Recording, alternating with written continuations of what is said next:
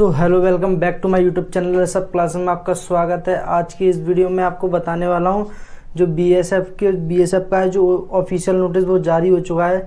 तो मैं आपको इसके बारे में पूरी इन्फॉर्मेशन देने वाला हूं। तो पहले जो होता था वो आपकी आईटीबीपी की अलग वैकेंसी निकलती थी, सीआरपीएफ की अलग निकलती थी, एसएसबी की अलग निकलती थी। तो अब ऐसा कुछ नहीं है, जो भी है आपका बीएसएफ के द्वारा आपकी वैकेंसी निकाली जाएंगी। जो सीएपीएफ फोर्स होती है ना, वही आपकी जो भर्ती है वो कराती है। तो उसी का जिम्मा पूरा सीएपीएफ होता है ना, उसी में आपको सारी वैकेंसी देखने के लिए मिलती है। यानी कि जो बीएसएफ है ना, बीएसएफ में ही आपकी जो सारी जॉब्स है ना, जैसे आईटीबीपी हुआ एंड एसएसबी हुआ और जो भी है सीआरपीएफ हुआ है ना, ये सारी इसी में इंक्लूड रहती हैं, ठीक है ना। अब ऐसा कुछ नहीं है। अब पहले जो वैकेंसीज निकली हैं बीएसएफ की, तो उसका जो ऑफिशियल नोटिस है वो जारी कर दिया जो चुका है। तो मैं आपको पहले उस नोटिस से अवेयर करा देता हूं, जिससे कि आपको पता चल सके। अगर आपको ये नोटिस चाहिए तो हमारे टेलीग्राम ऋषभ क्लासेस कान्हा यादव के नाम से टेलीग्राम होगा, उससे जाकर के आप ज्वाइन हो जाइए। आपको ये ऑफिशियल नोटिस है वो आपको देखने के लिए मिल जाएगा। वहाँ आपको उस नोटिस से अवेयर कराता हूँ। तो ये वो नोटिस है, आपने आई होप आपको दिखाई दे रहा हो। नहीं दिखाई दे रहा तो मैं आपको पूरा पढ़ के 1 बाय 1 सारा कुछ क्लियर करने वाला हूँ। तो आप सुनते रहिए, ठीक है ना। जो ये वैकेंसी है बॉर्डर सिक्योरिटी फोर्स यानी कि बीएसएफ के द्वारा ये निकाली गई हैं।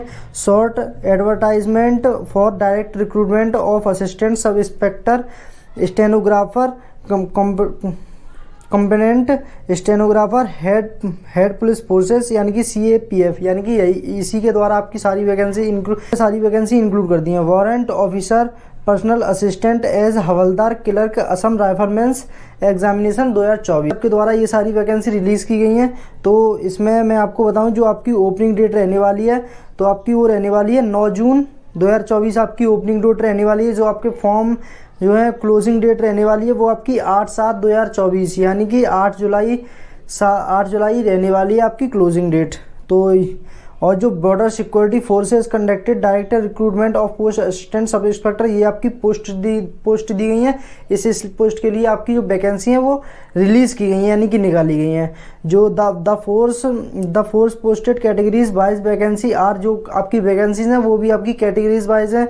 तो मैं आपको सारी वैकेंसीज का डिटेल भी बताने वाला हूँ, जो आपकी किसके लिए कितनी है, आईटीबीपी के लिए कितनी है और जो भी है सारा कुछ, सीआरपीएफ के लिए कितनी वैकेंसी नहीं है। तो मैं आपको जो भी है ईच एंड एवरीथिंग सारी इन्फॉर्मेशन देने वाला हूँ। सो आप वीडियो ध्यान से देखिए। अगर वीडियो आपको अच्छी लगती है तो वीडियो को लाइक करके शेयर करके चैनल को सब्सक्राइब कर लें, जिससे फ्यूचर में आने वाला हर एक अपडेट का नोटिफिकेशन आपको सबसे पहले मिलता रहे। तो मैं आपको क्लियर करता हूँ। तो ये जो भी है मैंने पहले आपको वैकेंसीज जो है सो यहाँ पे लिख रखी हैं बोर्ड पर। सो आई होप आपको दिखाई दे रही हो। तो आपकी जो फर्स्ट वैकेंसी है वो आपकी सीआरपीएफ की वैकेंसी है। ये वैकेंसी रहने वाली है मेल एंड फीमेल दोनों के लिए रहने वाली है। यानी कि जो आपकी यूआर कैटेगरी में जो आपकी वैकेंसी है 8 वैकेंसी है मेल एंड फीमेल दोनों के लिए, ठीक है ना। और जो भी यहाँ पे आपकी ईडब्ल्यूएस कैटेगरी में आपकी 2 वैकेंसीज हैं और ओबीसी के लिए आपकी 6 वैकेंसी हैं और एससी के लिए 3 वैकेंसी हैं और एसटी के लिए यहाँ पे 2 वैकेंसी है। यानी कि जो ओवरऑल आपकी टोटल पोस्ट है वो आपकी 21 पोस्ट हैं इसमें। यहीं हम बीएसएफ की बात करें तो बीएसएफ में भी आपकी मेल एंड फीमेल दोनों के लिए आपकी जो वैकेंसी रहने वाली है। तो यहाँ पे बीएसएफ में आपकी 2 वैकेंसी हैं और यहाँ पे ईडब्ल्यूएस कैटेगरी के लिए भी 2 वैकेंसी है और ओबीसी कैटेगरी के लिए आपकी 0 वैकेंसी हैं। और यहीं हम एससी की बात करें तो एससी में 2 वैकेंसी हैं और एसटी में 11 वैकेंसी हैं। तो यहाँ पे जो overall total number of vacancy है वो आपकी 17 वैकेंसी रहने वाली है, नंबर ऑफ वैकेंसी। तो यहीं पे हम आईटीबीपी की बात करें तो यहाँ पे आईटीबीपी में जो आपके लिए मेल के लिए अलग निकाली गई है और फीमेल के लिए अलग वैकेंसी निकाली गई है। तो मैं ये क्लियर करता हूँ। जो आपकी मेल के लिए आईटीबीपी में जो मेल के लिए रहने वाली है वो वैकेंसी आपकी 19 रहने वाली है। और यहीं पे मैं और वो यूआर कैटेगरी के लिए 19 वैकेंसी है और ईडब्ल्यूएस कैटेगरी के लिए आपकी 5 वैकेंसी है मेल के लिए। ओबीसी के में आपकी 14 वैकेंसी हैं और एससी में आपकी 6 वैकेंसी हैं और एसटी में आपकी 4 वैकेंसी रहने वाली हैं। जो यहाँ पे ओवरऑल नंबर ऑफ वैकेंसी रहने वाली है वो 56 वैकेंसी रहने वाली हैं। और यहीं पे जो आप फीमेल की बात करें आईटीबीपी में फीमेल की वैकेंसी, वो फीमेल की 3 वैकेंसी रहने वाली हैं और यूआर कैटेगरी में 3 वैकेंसी हैं और ईडब्ल्यूएस कैटेगरी में 1 वैकेंसी है और ओबीसी कैटेगरी में 2 वैकेंसी हैं और एससी में आपकी 1 वैकेंसी रहने वाली है और जो भी है आपकी एससी कैटेगरी में 0 वैकेंसी रहने वाली है। जो ओवरऑल फीमेल की वैकेंसी रहने वाली है आईटीबीपी में वो आपकी नंबर ऑफ वैकेंसी 7 रहने वाली हैं। और यहीं पे हम CISF की बात करें तो CISF में भी मेल के लिए अलग और फीमेल के लिए अलग वैकेंसी निकाली गई हैं। तो जो मेल के लिए रहने वाली हैं CISF में वो 37 वैकेंसी, UR कैटेगरी के लिए, EWS कैटेगरी के लिए 8 वैकेंसी और OBC के लिए 47 वैकेंसी यानी 47 और SC के लिए 29 और ST के लिए 15 वैकेंसी रहने वाली हैं। तो जो ओवरऑल मेल के लिए जो वैकेंसी रहने वाली है, total vacancy number of vacancy रहने वाली है वो 146 वैकेंसी रहने वाली हैं।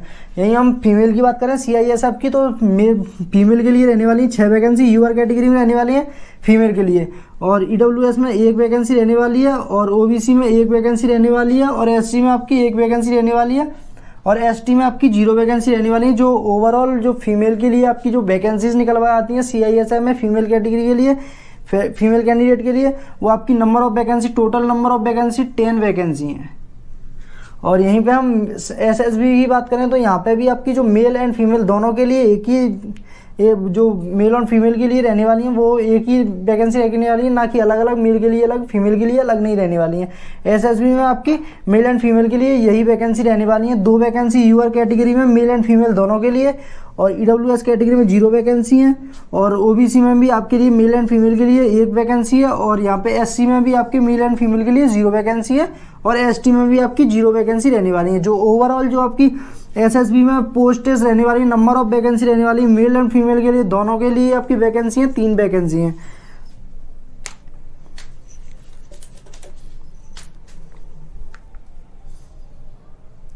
तो अब मैं आपको हेड कांस्टेबल मिनिस्ट्रियल के लिए बताने वाला हूँ कि कितनी वैकेंसी रहने वाली हैं।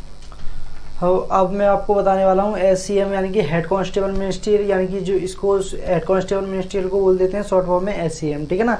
तो SCM के बारे में आपको क्लियर करने वाला हूँ। तो SCM BSF 2024 में वैकेंसी, सो जो आपकी नंबर ऑफ वैकेंसी है वो SCM में हो यानी कि हेड कांस्टेबल मिनिस्ट्रियल में कितनी वैकेंसी है, तो मैं आपको 1 बाय 1 उसका क्लियर करने वाला हूँ।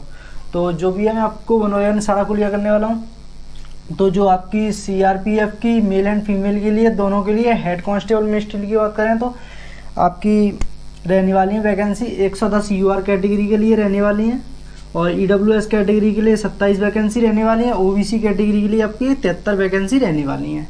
यहाँ पे SC के लिए आपकी बात करें तो 41 वैकेंसी रहने वाली है, ST के लिए 31 वैकेंसी रहने वाली है। ओवरऑल जो हम आपकी टोटल पोस्ट की बात करें, जो आपकी CRPF में जो आपकी टोटल पोस्ट की बात करें हेड कांस्टेबल मिनिस्ट्रियल की, तो इसमें आपकी 282 पोस्टेस हैं अवेलेबल, ठीक है ना। और इसमें आपकी BSF मेल एंड फीमेल की बात करें तो आपकी UR कैटेगरी के लिए 80 हैं और BSF के लिए 20 हैं, UR कैटेगरी के लिए, EWS कैटेगरी के लिए 20 हैं और यहाँ पे OBC कैटेगरी के लिए 99 हैं और SC के लिए यहाँ पे 47 वैकेंसी हैं और ST कैटेगरी के लिए 56 वैकेंसी हैं।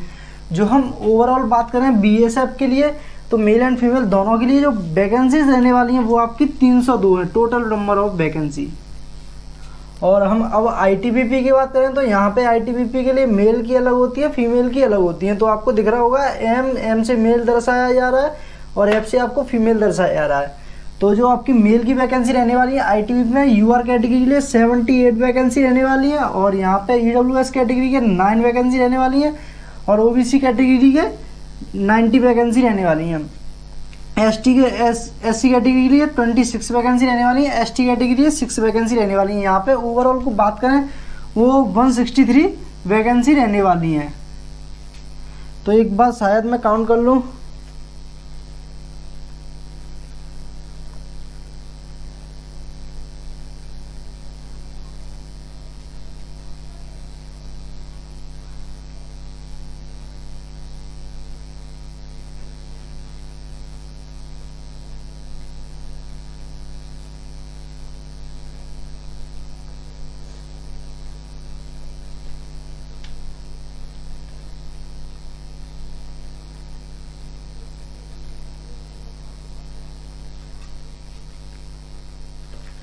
और मैं आपको बता दूं जो आपका इसमें ITBP में 163 वैकेंसी दे रखी ना, इसमें जो ओवरऑल जो दोनों पोस्टेस है ना मेल एंड फीमेल दोनों की ही मिला के 163 वैकेंसी हैं।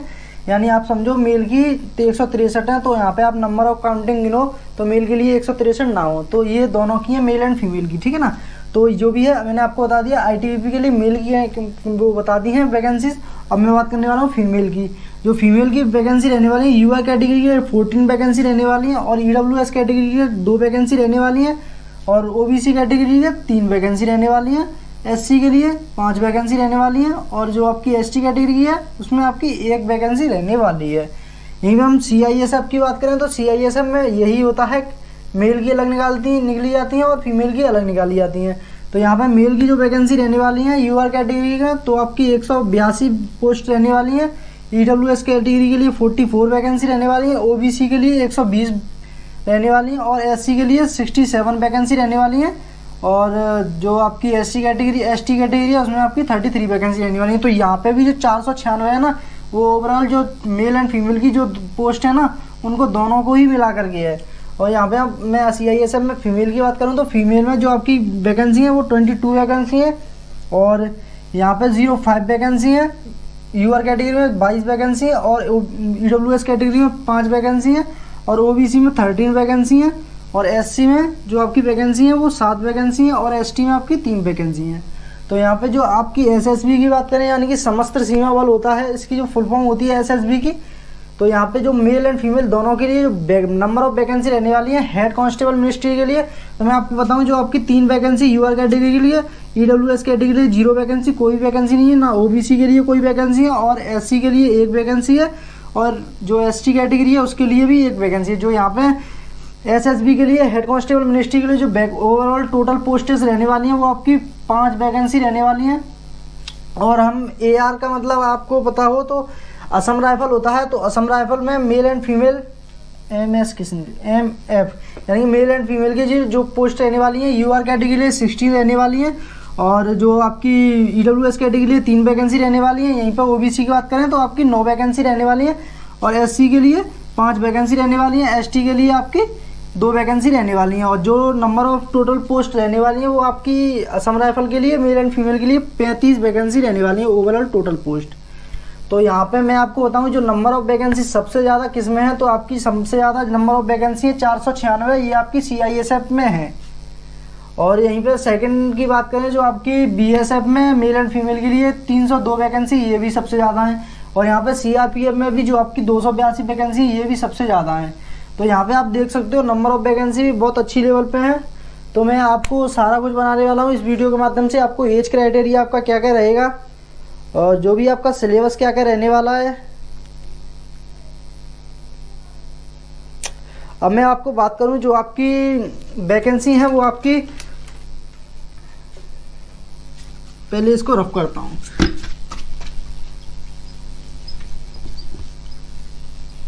अब जो आपकी हेड कांस्टेबल मिनिस्ट्रियल में जो आपकी वैकेंसी और क्वालिफिकेशन की बात करें तो इसमें जो आपकी आप समझ जाना SCM यहाँ पे भी लिख दे रहा हूँ। SCM के लिए जो आपकी वो रहने वाली number of vacancy, total number of vacancy रहने वाली है वो आपकी 1283 वैकेंसी रहने वाली है। यहीं पे आपकी क्वालिफिकेशन की बात करें तो आप 12th स्टैंडर्ड हो तो आप इसमें फॉर्म अप्लाई कर सकते हो। यहीं पे आपकी स्टेनो की बात करें, स्टेनो की तो आपकी जो पोस्टेस हैं वो आपकी 243 वैकेंसी है और यहाँ पे आप 12th पास हो तो आप इसमें फॉर्म अप्लाई कर सकते हो।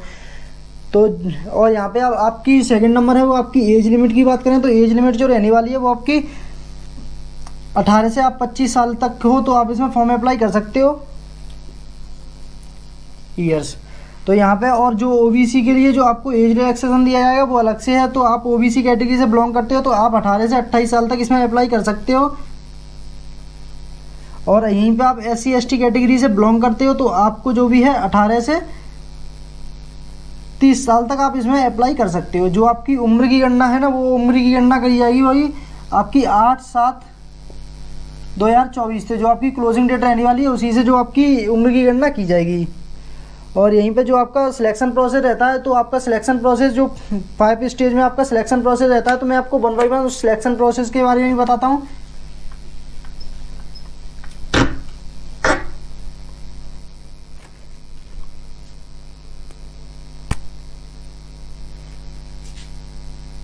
SP लिख दे रहा हूँ सिलेक्शन प्रोसेस, ठीक है ना। तो यहाँ पे जो आपकी स्टेज 1 में जो आपका रिटन एग्जाम रहता है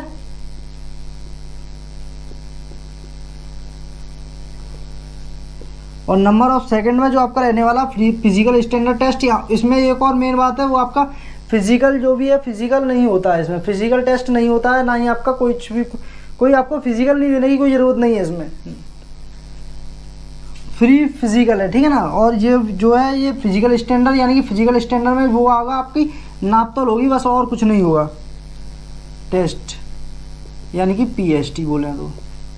और थर्ड पे वो आपका स्किल टेस्ट, यानी कि आप स्टेनो से भरते हो फॉर्म, तो स्टेनो की जो आपको हेड कांस्टेबल मिनिस्ट्री के लिए भरते हो तो आपको जो भी है आपको टाइपिंग टेस्ट देना पड़ेगा, और जो भी आप स्टेनो से भरते हो तो आपको स्टेनो का स्किल टेस्ट देना पड़ेगा। स्किल में इसमें भी दे रखा है जो आपका टाइपिंग है, टाइपिंग या आप स्टेन यानी कि आप टाइपिंग से वो हेड कांस्टेबल से भरते हो तो आपको टाइपिंग, और स्टेनो से भरते हो तो स्टेनो का स्किल टेस्ट आपको मांगता है। और फोर्थ होता है वो आपका डॉक्यूमेंट यानी कि DV बोल देंगे। और यहीं पर फिफ्थ पे होता है वो आपका मेडिकल होता है, मेडिकल। तो आपका ये 5 स्टेज में आपका सिलेक्शन प्रोसेस रहता है। और जो भी आपका सिलेबस की बात करें तो सिलेबस जो भी है अब तो इसमें जैसे अलग अलग वैकेंसी निकाली जाती तो जो वैकेंसी रहती थी वो उनके लिए अलग रहता था। और जैसे ITBP की वैकेंसी निकाली तो ITBP के लिए अलग सिलेबस रहता था और इनके लिए अलग अलग सिलेबस रहता था। तो जो अब BSF है ना, BSF इसका जो CAPF यानी कि BSF जो आपका फिजिकल कंडक्ट यानी कि जो भी कुछ कराने वाली है एग्ज़ाम को लेकर कुछ भी, तो आपका जो आपका सिलेबस की बात करें तो सिलेबस में जो आपका अगर BSF कराएगी तो BSF का सिलेबस रहने वाला है। और अगर अदर जैसे ITBP की पहले वैकेंसी निकलती थी तो ITBP का सिलेबस रहता था। अब है जो BSF कराने वाला है तो BSF का ही सिलेबस रहने वाला है। इसमें आपका सिलेबस में कोई चेंजिंग नहीं होने वाला है। तो सिलेबस में आपका कौन कौन से सब्जेक्ट आने वाले हैं, तो पहला है आपका हिंदी या इंग्लिश लैंग्वेज। हिंदी या इंग्लिश लैंग्वेज के आपको 20 क्वेश्चन यानी कि 20 मार्क्स के आपको देखने के लिए मिलेंगे।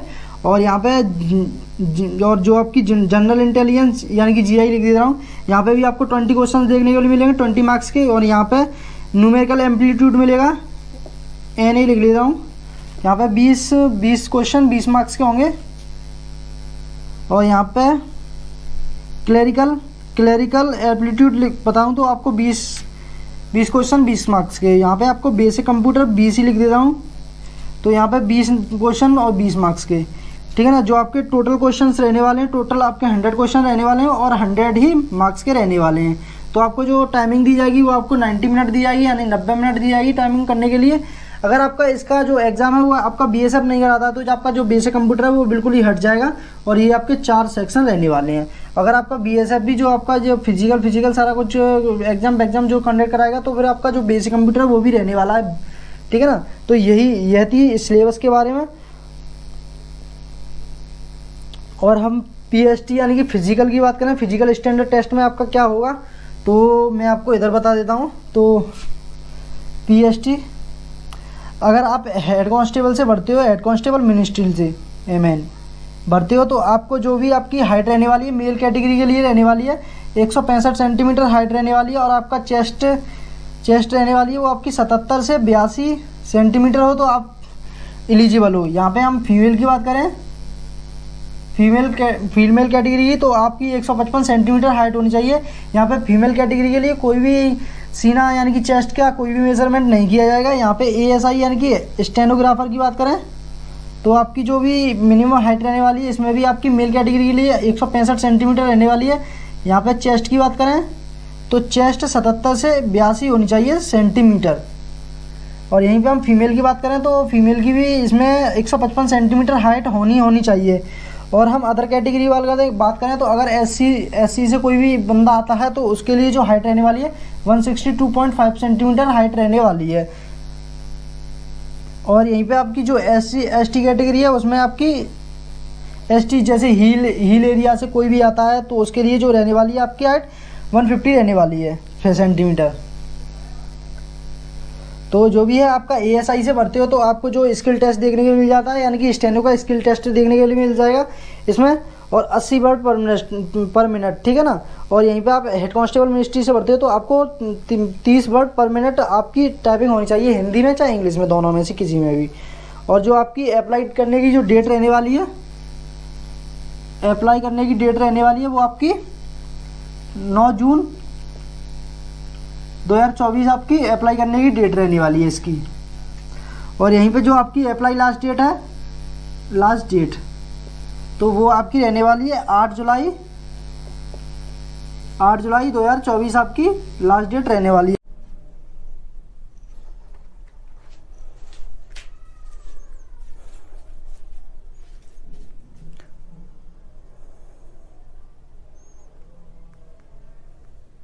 तो आपका जो भी है, आपका एग्ज़ाम का नोटिस अभी भी कोई नोटिस नहीं आया है, तो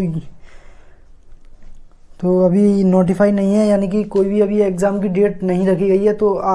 तो यही सारी इन्फॉर्मेशन थी। तो आई होप आपको वीडियो क्लियर हो। तो वीडियो को लाइक करके शेयर करके चैनल को सब्सक्राइब कर लें, जिससे फ्यूचर में आने वाला हर एक अपडेट का नोटिफिकेशन आपको सबसे पहले मिलता रहे। तो मिलते हैं किसी नेक्स्ट वीडियो में, तब तक के लिए till then bye bye, have a nice day, thanks watching this video. जय